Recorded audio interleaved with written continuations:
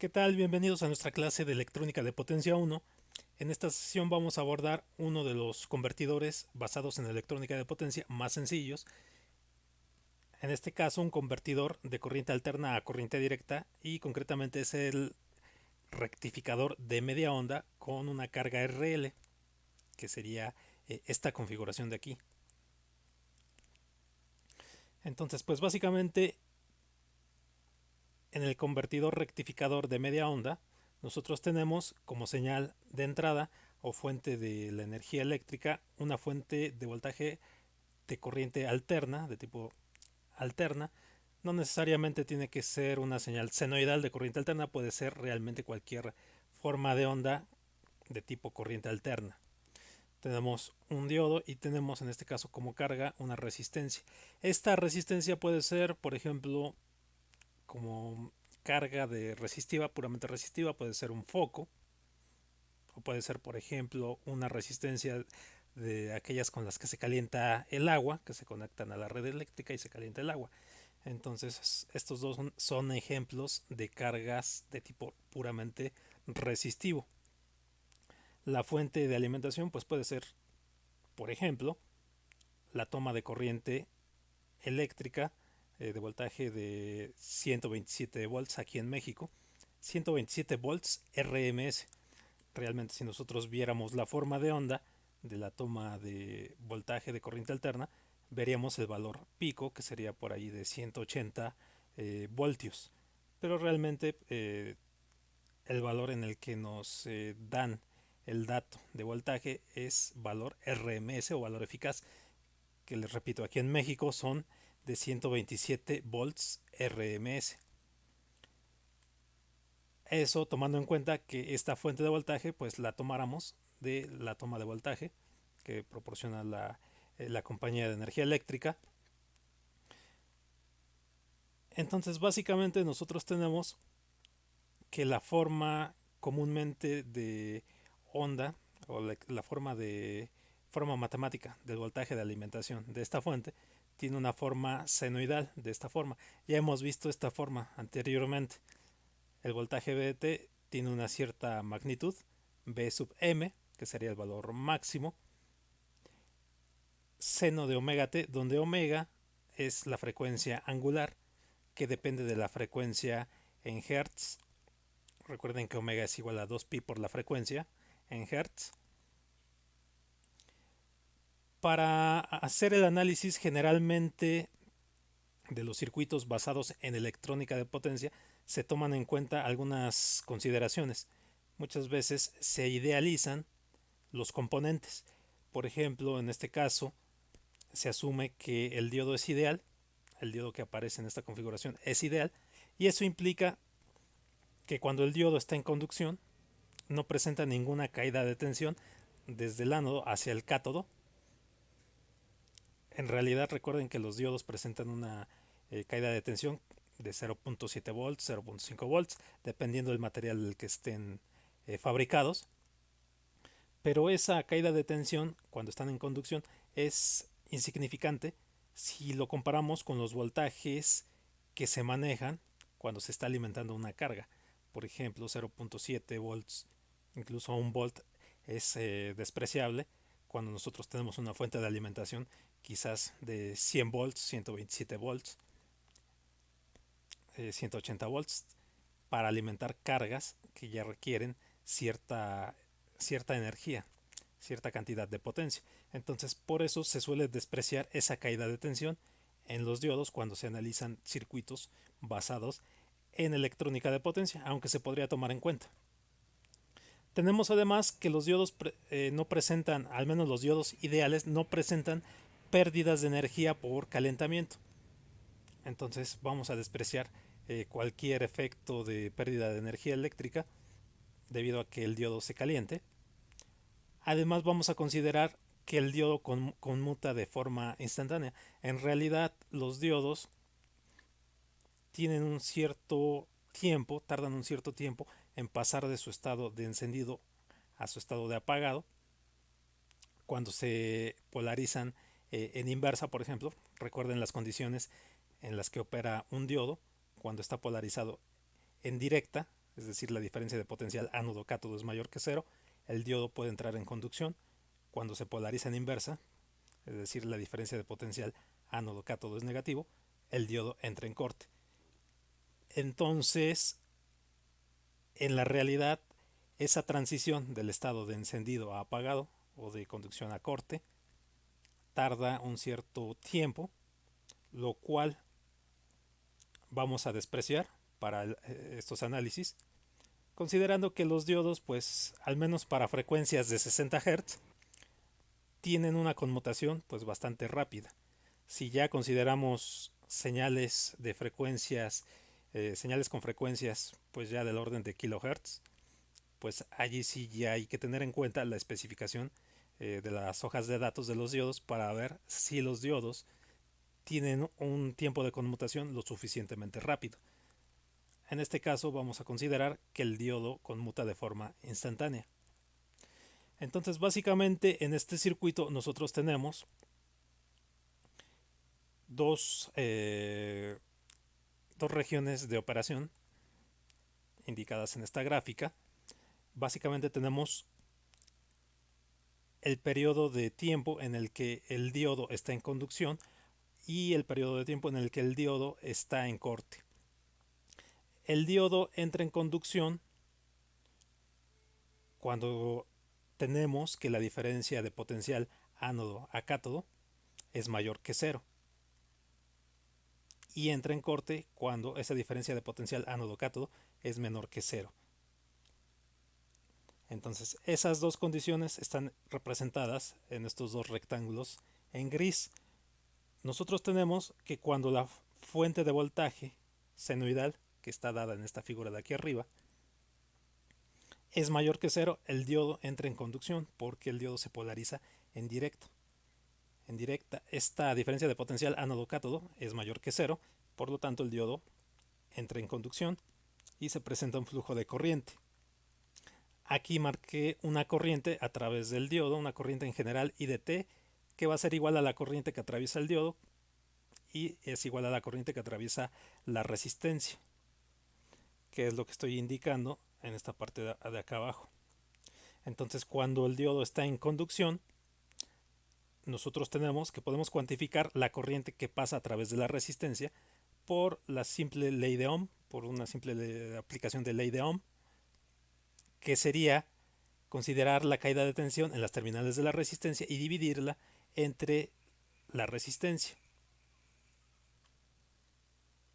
Cuando el diodo está en conducción, nosotros tenemos que el voltaje en las terminales de la resistencia, es decir, el voltaje V sub R, es igual al voltaje de la fuente de alimentación. Y esto lo podemos cuantificar multiplicando el valor de la resistencia por la corriente a través de la resistencia. Como ya habíamos dicho, consideramos que el voltaje en el diodo o la caída de tensión en el diodo cuando el diodo está en conducción va a ser cero. Nosotros podríamos plantear en este circuito la ley de voltajes de Kirchhoff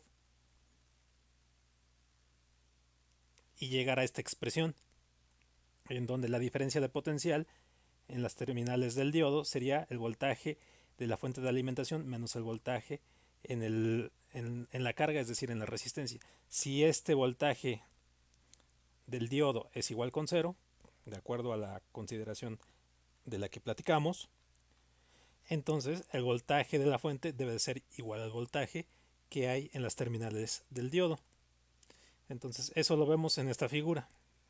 Tenemos aquí la señal de la fuente, la señal de voltaje de la fuente de alimentación, una señal senoidal con amplitud V sub m. Tenemos el voltaje, cuando el voltaje de la fuente de alimentación es positivo, es decir, en este intervalo de 0 a pi es positivo, nosotros tenemos que el voltaje en la resistencia también es positivo. Aquí tenemos la forma de onda de la corriente a través de la resistencia y tenemos en ese mismo intervalo de 0 a pi tenemos la caída de tensión en el diodo, que sería 0. En el otro intervalo tenemos que cuando el voltaje de la fuente de alimentación es menor que 0, es decir, es negativo, el diodo entra en corte porque la diferencia de potencial ánodo-cátodo del diodo hace que el diodo entre en corte. Entonces es como si nosotros tuviéramos que este circuito se abre desde este punto a este punto. Por lo tanto, se interrumpe el flujo de corriente hacia la resistencia. El flujo de corriente es cero. La corriente a través del diodo es cero. Igual la corriente a través de la resistencia es cero. Por lo tanto, no tenemos caída de tensión en lo que sería la resistencia. El voltaje V sub R debería ser igual con cero, ya que no hay corriente circulando a través de la resistencia. Y en este caso el voltaje en el diodo o en las terminales del diodo resulta ser igual al voltaje de la fuente de alimentación. Entonces esta condición la podemos ver igual en la gráfica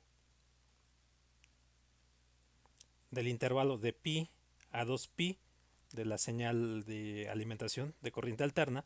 Nosotros tenemos que este voltaje es negativo en este intervalo.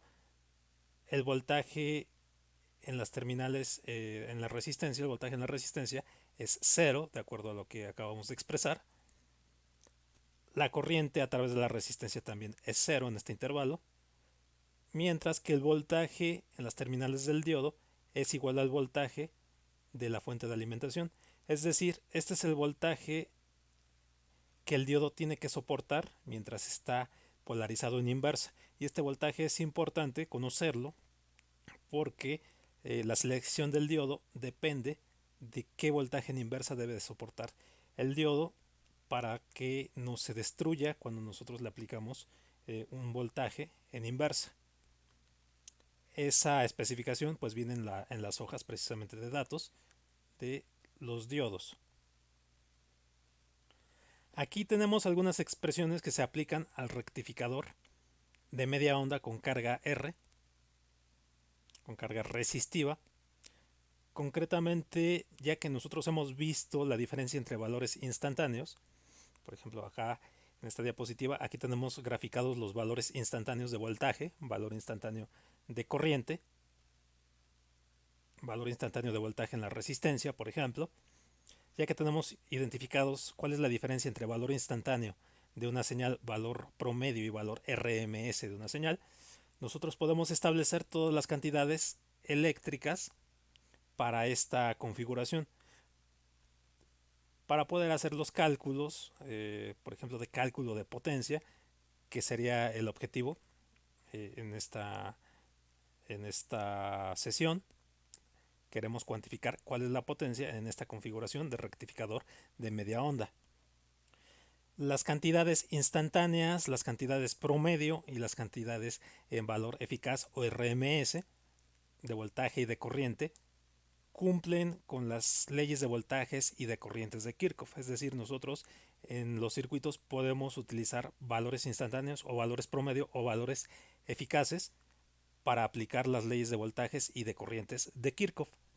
Entonces, ya que conocemos la forma de onda de los voltajes y la corriente en esta configuración, nosotros podemos, por ejemplo, obtener el valor promedio de la señal de voltaje en la resistencia.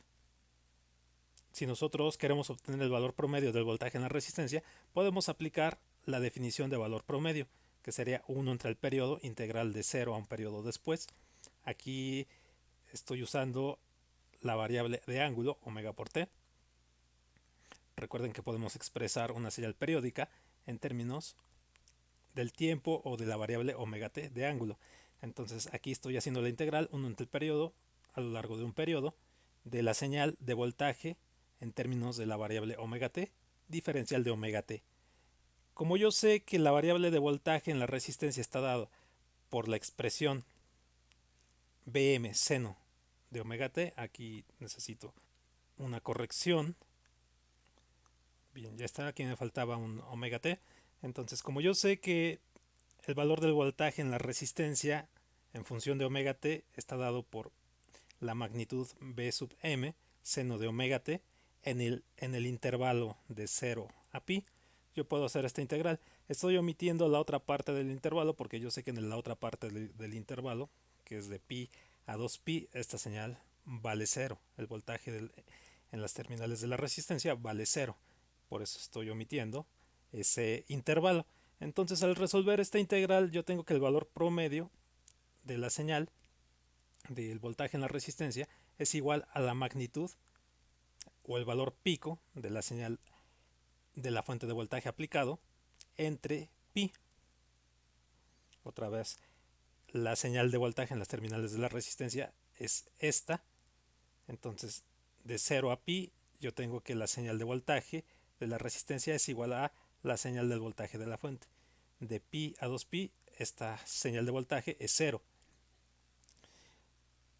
Entonces, como puedo aplicar las mismas leyes eléctricas para los valores promedio, si yo quiero obtener el valor de la corriente promedio o media a través de la resistencia, lo único que tendría que hacer sería aplicar la ley de Ohm. Si yo ya conozco el valor promedio del voltaje en la resistencia, entonces solamente aplico la ley de Ohm usando valores promedio y obtengo el valor de la corriente promedio a través de la resistencia. Entonces aquí yo aplico este valor, voltaje promedio, entre la resistencia y me queda esta expresión para el valor de la corriente media o corriente promedio. Aquí observen que estas cantidades, tanto de voltaje como de corriente, serían el término de corriente directa que nosotros obtendríamos si nosotros utilizamos el método de series de Fourier aplicado a esta forma de onda o a esta forma de onda de corriente. Podríamos obtener las expresiones de corriente y de voltaje a través de series de Fourier para esas dos señales, para esas señales en la carga resistiva en esta configuración y también para calcular la potencia. En este caso lo vamos a dejar para otras configuraciones que van a ir saliendo, pero también podemos utilizar las series de Fourier. También hay que recordar que la potencia promedio o la potencia media que absorbe una carga puramente resistiva la podemos obtener si conocemos el valor eficaz de la corriente que circula a través de esa resistencia o si conocemos el voltaje o la diferencia de potencial eficaz en las terminales de esa resistencia. Entonces, si queremos cuantificar la potencia promedio, lo podemos hacer por medio de cualquiera de estas dos expresiones. Potencia promedio consumida por la resistencia o disipada por la resistencia es igual al valor de la corriente a través de esa resistencia elevado al cuadrado, corriente eficaz, multiplicado por la resistencia, o el valor del voltaje elevado al cuadrado, valor eficaz del voltaje en las terminales de la resistencia, dividida entre la resistencia. Mientras los valores eficaces también los podemos obtener aplicando la definición de valor RMS. Por ejemplo, si nosotros conocemos la forma de onda de lo que es el voltaje en las terminales de la resistencia, que sería este, podemos aplicarle a esta señal la definición de valor eficaz, que si recuerdan era la raíz cuadrada de 1 entre el periodo por la integral del periodo, por la integral a lo largo de un periodo de el valor de la señal elevado al cuadrado diferencial. En este caso estoy integrando respecto a la variable omega t. Entonces aquí sustituyendo en esta parte de aquí el valor del voltaje en las terminales de la resistencia sería Bm seno de omega t, porque yo sé que en este intervalo de 0 a pi, y aquí nada más estoy considerando el intervalo de 0 a pi porque ya veíamos que esta señal es igual a 0 en el intervalo de pi a 2pi. Entonces resolviendo pues esta expresión llegamos a que el valor eficaz del voltaje en las terminales de la resistencia para esta configuración y para la forma de onda que hemos visto es igual a el valor pico de la señal de la fuente de alimentación dividido entre 2. Otra vez, si queremos el valor eficaz de la corriente a través de la resistencia, podemos obtenerlo aplicando ley de Ohm y utilizando valores RMS. En este caso el valor RMS del voltaje. El valor RMS de la corriente a través de la resistencia lo podemos obtener como valor del voltaje RMS dividido entre la resistencia. Y ya que conocemos el valor RMS del voltaje, dado por esta expresión, que si se fijan, el valor RMS en este caso es diferente al valor RMS que cuando tenemos una señal senoidal pura. Cuando tenemos una señal senoidal pura, nosotros tendríamos como valor RMS el valor de la amplitud dividido entre raíz de 2. En este caso es diferente. Entonces, el valor de la corriente eficaz a través de la resistencia nos quedaría este valor dividido entre la resistencia, lo cual nos daría el valor pico dividido entre 2 veces la resistencia. Pues bien, al final tenemos aquí en esta diapositiva un ejemplo muy simple, que es básicamente aplicar las expresiones anteriores. Tenemos como ejemplo, considere un rectificador de media onda con una fuente de voltaje de 127 volts RMS a una frecuencia de 60 Hz. Aquí nos están diciendo con estos dos datos, nos están dando la amplitud y nos están dando la frecuencia en Hz. La resistencia de la carga es de 10 ohms. Nos piden determinar la corriente media en la carga, la potencia media P absorbida en la carga y el factor de potencia FP visto por la fuente en el circuito, es decir, desde donde está conectada la fuente hacia el resto del circuito.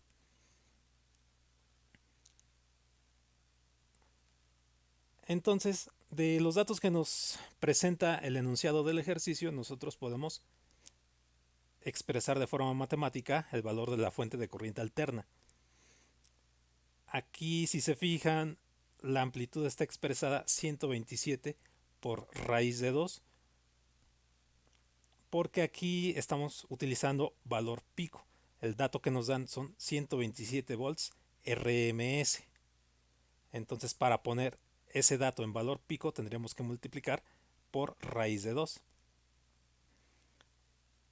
Y ese 27 por raíz de 2 pues ya es el valor pico. Aquí tenemos una frecuencia angular omega que estaría formada como 2pi por la frecuencia que nos están dando en Hz, 60 Hz, y conocemos omega. La corriente media pues simplemente es utilizar la expresión que ya vimos, sustituir el valor pico, que sería 127 por raíz de 2, dividido entre pi por 10, que sería el valor de la resistencia, y obtenemos el valor de la corriente media a través de la resistencia. La potencia media P absorbida por la carga, pues la podemos obtener de cualquiera de las dos formas si conocemos la corriente eficaz o si conocemos el voltaje eficaz en las terminales de la resistencia. Entonces podemos calcular el valor RMS de la corriente y del voltaje. Aquí debe decir voltaje RMS. Ya está. Entonces el valor del voltaje RMS o valor eficaz del voltaje en las terminales de la resistencia es, aplicando la expresión que ya definimos en la diapositiva anterior, sería el valor pico dividido entre 2, el valor pico de la fuente de voltaje que se está aplicando. En este caso a mí me dio 89.8. El valor eficaz de la corriente a través de la resistencia lo podemos obtener aplicando ley de Ohm en esa resistencia, y dado que ya conocemos el voltaje en la resistencia en valor eficaz, podemos obtenerlo de esta forma y yo obtengo 8.98 amperes. Entonces con esto, cualquiera de estos dos datos de valor eficaz de voltaje o de corriente en la resistencia, nosotros podemos calcular el valor de la potencia. El valor de la potencia que se disipa en dicha resistencia.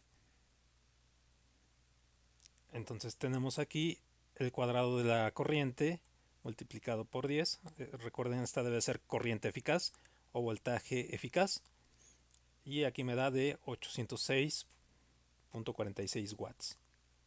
El factor de potencia, recuerden que la definición del factor de potencia ya en sesiones anteriores vimos que es la relación de la potencia real o promedio entre el valor de la potencia aparente.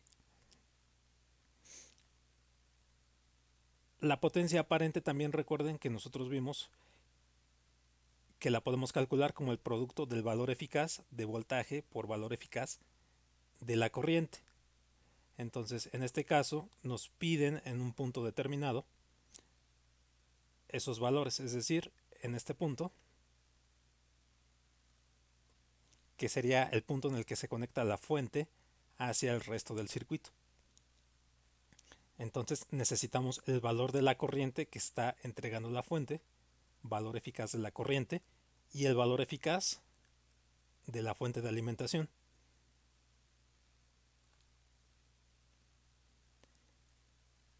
Entonces, utilizando la definición de factor de potencia, el valor eficaz en ese punto, el valor eficaz del voltaje en ese punto, son los 127 voltios de la fuente de alimentación, y el valor eficaz de la corriente es la corriente que está consumiendo la carga, en este caso la resistencia, que son 8.9 amperes, que es lo que calculamos aquí. La potencia que está entregando la fuente de alimentación serían los 806 watts, y entonces el factor de potencia es 0.707. Aquí tenemos la forma de onda de las señales que intervienen en este circuito y en este ejemplo. Entonces, en una siguiente sesión veremos estas señales, cómo programar estas señales en MATLAB y cómo simularlas en Proteus y en Simulink en MATLAB. Entonces, espero que todo esté bien, todo esté correcto. Espero haber sido suficientemente claro. Aquí están las referencias que estoy utilizando para esta presentación. Nuevamente, los invito, si les ha sido útil este material, los invito a que se suscriban, que compartan el video, y les agradezco mucho su atención. Los espero la siguiente sesión. Hasta pronto.